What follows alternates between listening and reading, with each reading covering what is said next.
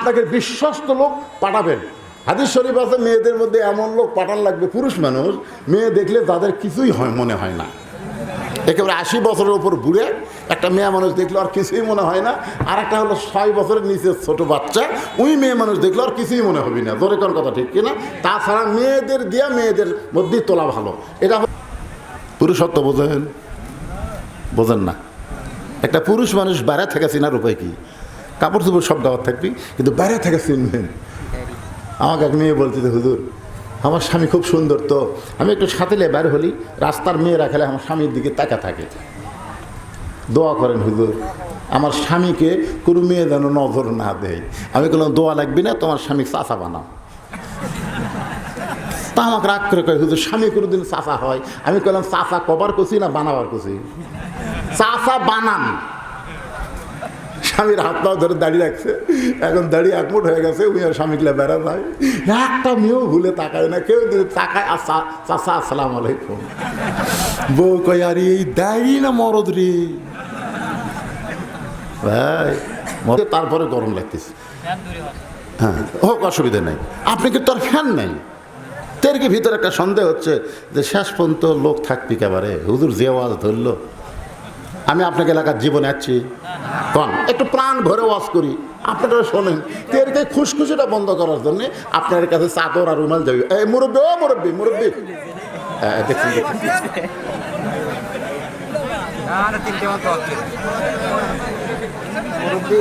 এই গামছা আলা কুটি, ব্যাগ আলা কুটি কুটি।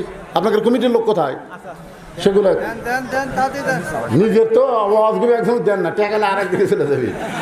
বহু গাঁজা খোর, হিরোইন খোর বাড়াছে, জোরে কোন কথা ঠিক কিনা? আর মেয়েদের মধ্যে যদি মেয়েরাই আদায় করে তাহলে কোনো সমস্যা নাই।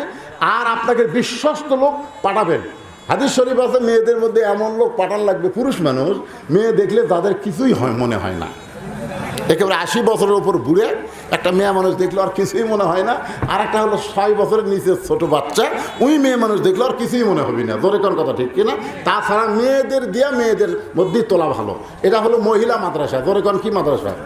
এখানে ওরা ছেলে কোথায় পাবে? হাফেজি মাদ্রাসা হলে, ছেলে মাদ্রাসা হলে অনেক ছেলেরা মাঝখানে দাঁড়ায় যেত, কিন্তু এরকে তো ছেলে নাই রে বাজার। কুটির এই ব্যাগলা কোন দিকে গেল রে?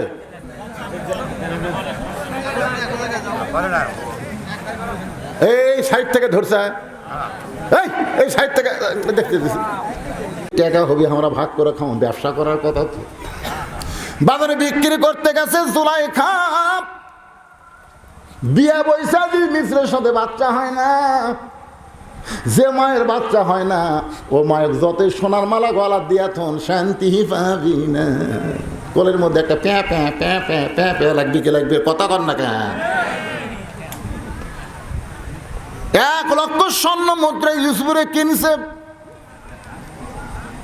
1 লক্ষ স্বর্ণ মুদ্রাতে কিনা সন্তান হিসাবে গ্রহণ করতে। সন্তান জুলাইখা ইউসুফরে সন্তানের মতো লালন পালন করতেছে, সন্তানের মতো লালন পালন করে। কিন্তু ইউসুফের যখন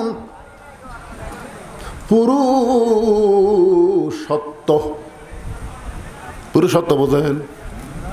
বোঝেন না। একটা পুরুষ মানুষ বাইরে থেকে চেনার উপায় কি?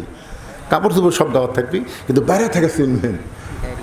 আমাকে এক মেয়ে বলছে, হুজুর আমার স্বামী খুব সুন্দর, তো আমি একটু সাথেলে বের হলি, রাস্তার মেয়েরা খেলে আমার স্বামীর দিকে তাকা থাকে। দোয়া করেন হুজুর, আমার স্বামীকে কোনো মেয়ে যেন নজর না দেয়। আমি বললাম, দোয়া লাগবি না, তোমার স্বামী চাচা বানাও। তা আমাকে রাগ করে কয়, হুজুর স্বামী কোনোদিন চাচা হয়? আমি বললাম, চাচা কবার করছি না বানাবার করছি? চাচা বানান।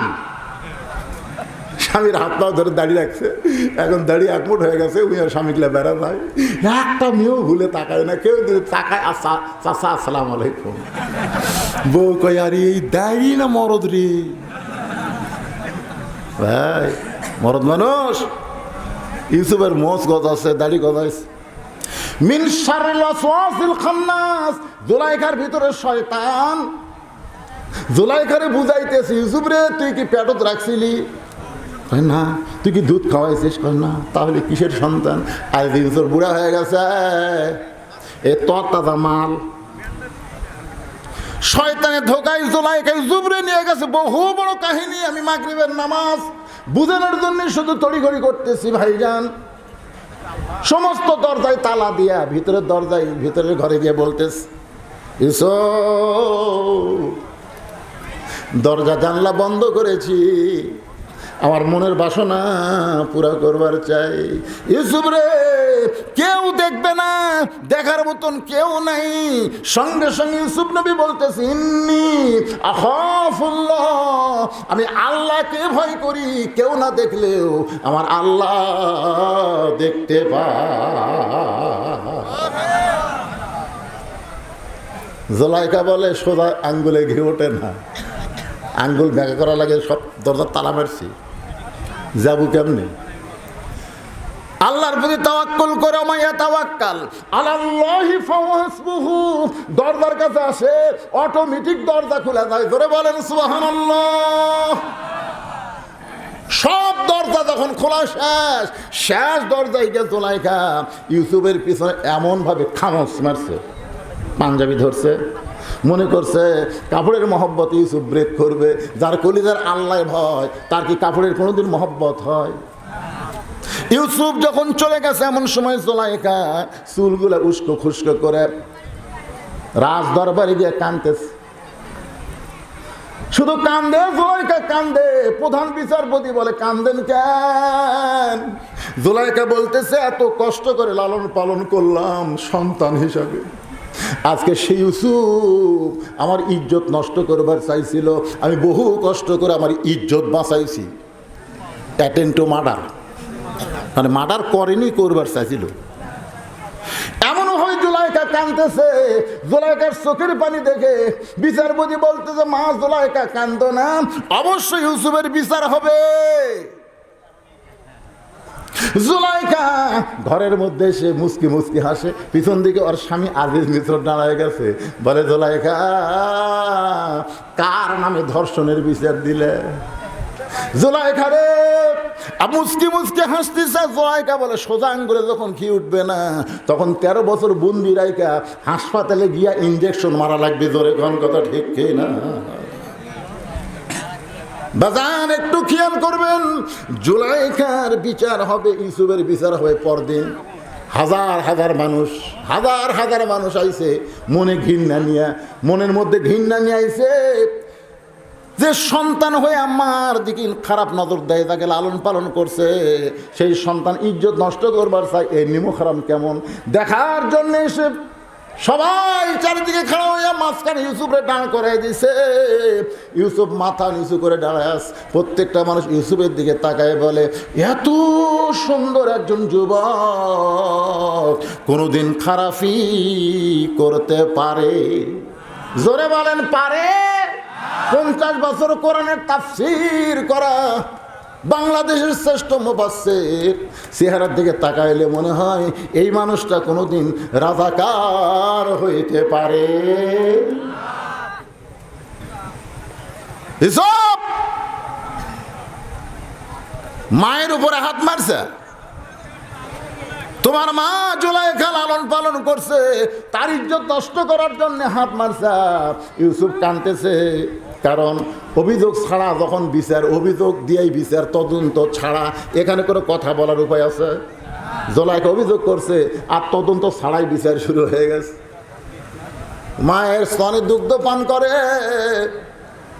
ছোট্ট শিশু চিৎকার করে বলতেছে, রে বিচারক, ইউসুফের বিচার করার আগে তদন্ত করো। বিচারক বলে, কে কথা কয় রে? মা নিয়ে বলে, আমার বাচ্চা 3-4 মাস বয়স, আমার দুগ্ধ পান করে, এর জবানে কথা ফুটতেছে। বলে, এবার টেবিলের উপরে বাচ্চাকে রাখো। বাচ্চা বলতেছে, বিচারপতি, বিচার যদি করবার চাও তাহলে তদন্ত করে বিচার করো। ইউসুফের সামনে যদি জামা ছেঁড়া হয় তাহলে ইউসুফের দোষ, আর পিছনে যদি জামা ছেঁড়ে তাহলে জুলাইখার দোষ। কারণ ইউসুফ জুলাইখাকে ধরবার চাইছিল, জুলাইখা ইজ্জত বাঁচানোর জন্য ইউসুফের জামা সামনে ছেঁড়া ফানাফাট করে দিছে। কিন্তু জুলাইখা ইউসুফকে ধরবার চাই, ইউসুফ ধরা দেয়নি। এখন দেখো জামা কোন দিকে ছেঁড়া, সামনে না পিছনে ছেঁড়া।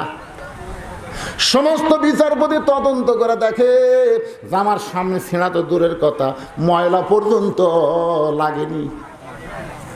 আর পেছন দিকে তাকায় দেখে পাঞ্জাবি ছেঁড়া। সব বিচারপতি কয়, ইউসুফ মনে মনে তুমি নির্দোষী, কিন্তু আমরা জবান খুলবার পারতেছি না, আমরা চাপে আছি, চাপে। এমন চাপত্থ ছিল ভাই, যেরকম ঠিক কি না? ইউসুফ তুমি নির্দোষী, কিন্তু আমরা জবান খুলবার পারতেছি, আমরা চাপে আছি। এমন সময় জুলাইখার স্বামী প্রধানমন্ত্রী বলে, বিচারক কি বিচার? প্রধান বিচারপতি জুলাইখার দিকে তাকায়, প্রধানমন্ত্রীর দিকে তাকায় বলে, ইউসুফ তুমি দোষী। আপনার বলেন ইউসুফ কি দোষী?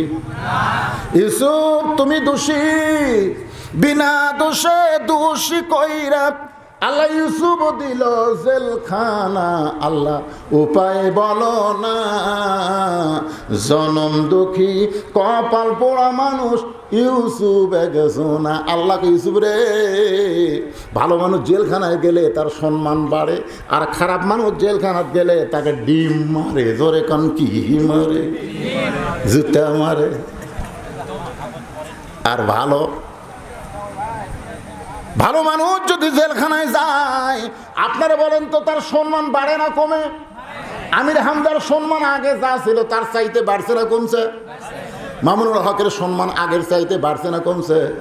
সাইদি সাহেব যদি খালি এই বছর পর্যন্ত বাঁচিয়া থাকতো, আর যদি জেলখানা থেকে বাড়াতো, তাহলে বুঝবার পারতেন আগের সাইদি আর জেলখানা খাটার পরের সাইদি। একেবারে কথা কর না কেন? বারে এরা কোন গুরু? কি সম্মান বাড়ে না কমে? আর খারাপ মানুষ জেলখানায় গেলে তার সম্মান বাড়ে না কমে? এরশাদ শিকদার জেলখানাত গেছিল, আর সম্মান বাড়ছে। খালি ছাড়িয়ে দিলে জনগণ লাত্তাই মারতো। এখন যেগুলা জেলখানা ঢুকাচ্ছে, কোটের মধ্যে যে ডিম মারে, তার মানে কি? তার মানে ওয়াকার সাহেব বলেছে, ওয়াকার বলেছে আমরা 600-এর উপরে আমাদের ক্যান্টনমেন্টে হেফাজতে রাখছি, কারণ বাইরে রাখলে জনগণের পিটুনি খেয়ে এরা মরবি। বাজান একটু খেয়াল করেন, ইউসুফ নবীকে আল্লাহ তাআলা জেলখানা থেকে বের করলো, অসম্মান করে না, সম্মান দিয়ে বের করে। বাজান বিশাল কাহিনী। ইয়াকুবের সঙ্গে ইউসুফ নবীর দেখা হলো। ওই দেখা হওয়ার পরে শুকরিয়া তান 3 রাকাত নামাজ পড়ে বাপ বেটা। আল্লাহ ওই নামাজ এতই পছন্দ, নবীর ডাক দে বলে, ওই 3 রাকাত নামাজ আমি আল্লাহর এতই পছন্দ। আপনার উম্মতেরা মাগরিবের 3 রাকাত নামাজ যখন জামাতের সঙ্গে আদায় করবে, ইয়াকুব ইউসুফ সমপরিমাণ সওয়াব আমি আল্লাহ তাদের আমল নামায় দিয়ে দিব। লিল্লাহে তাকবীর। এখন 1 ওয়াক্ত বাকি আছে, এশার নামাজ। এখনো একজন নবী কিন্তু মরে নাই, তার কবর দেওয়ার জায়গা আমরা বারবার দেখি। যতবার মদিনায় যাই, রাসূলের রওজা জিয়ারত করার ওই ফাঁক দিয়ে দেখতে গিয়ে দেখি 1 জায়গা ফাঁকা, 2 জায়গা ফাঁকা। এই 2টা কবর ফাঁকা রাখার কারণ হলো, একটা কবরে থাকবে ঈসা আলাইহিস সালাম, আর একটা কবরে থাকবে ইমাম মেহেদী আলাইহিস সালাম। আপনারা কি বিশ্বাস করেন? তাহলে ঈসা আলাইহিস সালাম কি মরছে নাকি? এই দুনিয়া থেকে আল্লাহ তাকে 4র্থ আসমানে রাইখা দিয়েছে। সুবহানাল্লাহ কোন? ঈসা আলাইহিস সালাম 4র্থ আসমানে যায় আল্লাহকে বলতেছে, আল্লাহ মানুষ দুনিয়াতে যায় মরার জন্যে, কিন্তু আমার যে মরা হলো না, আমি কি মরবো না? আল্লাহ কয়, ঈসা অবশ্যই মরবা। ঈসা বলতেছে, আল্লাহ তাহলে 4র্থ আসমানে আমারে আপনি মারবেন? আল্লাহ কয়, 4র্থ আসমানে কবর দেওয়ার কোনো জায়গা নাই। ঈসা বলতেছে, আল্লাহ তাহলে মারার জন্য আবার কোথায় পাঠাবেন? আল্লাহ বলে দুনিয়ায়।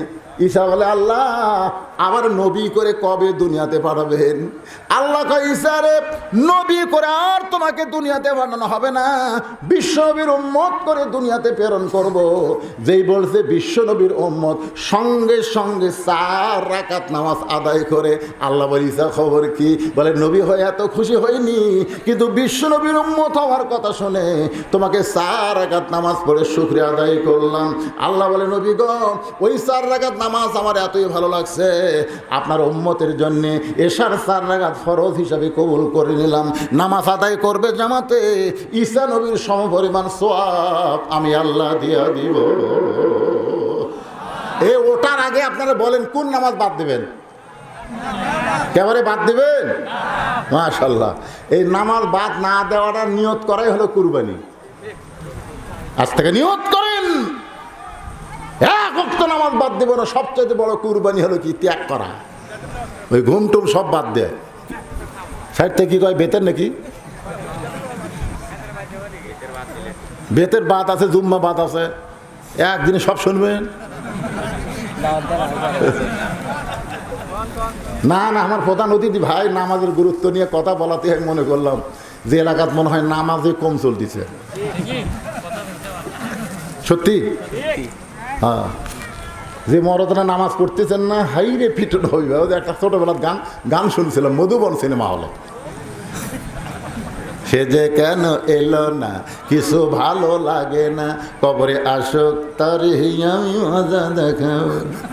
যদি ফুলগুলো হয় অভিমানে ফিরে যায়, আমি মালা পরে বলো কারে দেখাবো। শোনেননি গান? শোনেননি? সে যে কেন এলো না, কিছু ভালো লাগে না, কবরে আসুক তারি। সেই মার হবি ভাই, কবর যায় যেন মার না খায়। এদের আজ থেকে নিয়ত করি 5 ওয়াক্ত নামাজ আল্লাহ আমাদের জীবনে সকলকে আদায় করার তৌফিক দান করুক। সকলে বলে আল্লাহুম্মা আমিন। আপনারা কি মোনাজাতের পার্টি? মোনাজাত করেন? আল্লাহুম্মা আমিন। যারা করেন করেন, না করেন না করেন। আল্লাহ যারা কষ্ট করে মেহনত করে আজকে এত সুন্দর জান্নাতের বাগান লাগাইছে, আল্লাহ তাদের সকলকে জান্নাতি কবুল করো। এ মাদ্রাসাকে কিয়ামত পর্যন্ত কবুল করে নাও। এ মাদ্রাসা